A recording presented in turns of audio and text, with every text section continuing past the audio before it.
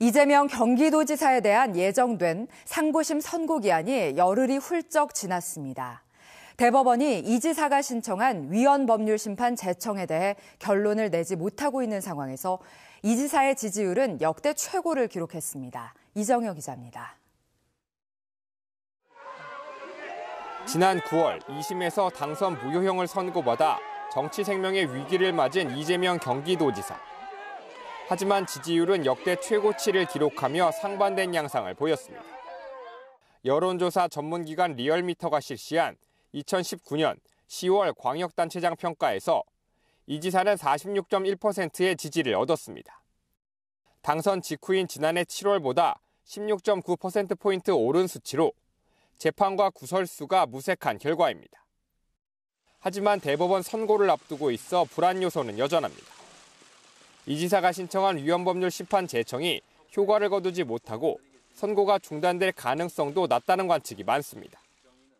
1988년 헌법재판소가 생긴 이래 대법원이 신청을 받아들여 결론까지 이른 경우가 12번에 불과하기 때문입니다. 상고 선고 기한도 벌써 열흘 이상 지나 대권 잠룡인 이 지사에 대한 선고를 더 오래 끌지는 않을 것으로 분석됩니다. 이르면 이달 말, 늦어도 내년 초에는 선고가 나올 것으로 보입니다. 불안한 외줄타기를 계속하고 있는 이재명 지사. 임기를 끝까지 채울 수 있을지 관심입니다. OBS 뉴스 이정현입니다. 이재명 경기도지사는 앞으로 어떻게 되는 건지 취재기자와 함께 이야기 나누겠습니다. 이정현 기자, 헌법재판소에서 이 지사가 유죄를 선고받은 공직선거법 등에 대해서 위헌 여부가 가려질 예정인데 이 지사 재판에는 앞으로 어떤 영향을 미치게 되나요? 네, 결론부터 말씀드리면 당장에는 영향이 없습니다. 헌법재판소가 받아들인 건 이 지사가 신청한 위헌법률 심판 제청이 아니고 지역 정치인들이 신청한 헌법소원이기 때문입니다. 이해가 잘 가지 않으실 텐데요. 위헌법률 심판과 헌법소원을 구분하면 이해가 좀 더 쉬울 것 같습니다. 헌법소원과 위헌법률 심판 모두 헌법재판소에 헌법에 위배되는 법률을 심판해달라는 점에서 그 기능은 같습니다. 단 신청하는 주체가 다릅니다. 헌법소원은 대한민국 국민 누구나 요구할 수 있지만 위헌법률 심판 제청은 법원과 소송 당사자만 할 수 있습니다. 법원이나 소송 당사자가 재판의 근거가 되는 법에 대해서 문제점을 제기했기 때문에 위헌법률 심판이 받아들여지면 재판은 중단됩니다. 반면 헌법소원은 국민 누구나의 권리이기 때문에 특정 재판에 영향을 미치지는 않습니다. 재판 결과는 두 가지 다 국민 모두에게 영향을 미친다는 점에서는 동일합니다. 네, 그렇다면 이 지사가 대법원에 신청한 위헌법률 심판 제청은 아직 신청이 수용 여부가 결정되지 않았는데 전망이 어떤가요? 네, 지금까지 통계를 보면 받아들여질 가능성은 극히 낮습니다. 헌재가 1988년 만들어졌으니까 이제 32년 됐는데요. 대법원이 제청에서 결론까지 나온 게 최근까지 12건밖에 되지 않기 때문입니다. 1년에 한 건도 채 되지 않는 수치입니다. 위헌법률 심판 제청이 주로 1심이나 2심에서 신청을 하기 때문에 조금 늦은 감이 있다는 분석도 있습니다. 하지만 법원의 결정이 통계를 따라가는 것은 아니기 때문에 섣부른 판단은 쉽지 않은 상황입니다. 네, 그렇다면 받아들였을 경우와 또 받아들이지 않을 경우 이 두 가지 시나리오를 예측해야겠네요. 네, 맞습니다. 대법원이 이 지사의 신청 요구를 받아들일 경우에는 재판이 중단됩니다. 헌재의 결정을 기다려야 하기 때문인데요. 이미 유사한 사안으로 헌재에서 판단을 내린 바가 있지만 평균적으로 1년에서 2년 정도 걸릴 것으로 보입니다.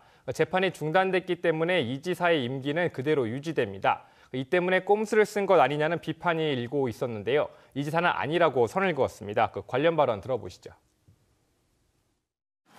재판이 이것 때문에 지연되거나 그럴 가능성은 없습니다. 그리고 제가 단언하건대 도지사 불법인 상태에서 도지사 조금이라도 오래 하려고 소위 꼼수를 쓴다든지 이런 일은 없습니다. 네, 그렇다면 받아들이지 않을 경우에는 어떻게 되는 건가요? 네, 받아들이지 않을 경우에는 재판이 그대로 진행됩니다. 이 지사의 재판은 지난 5일이 선고기한이었는데요.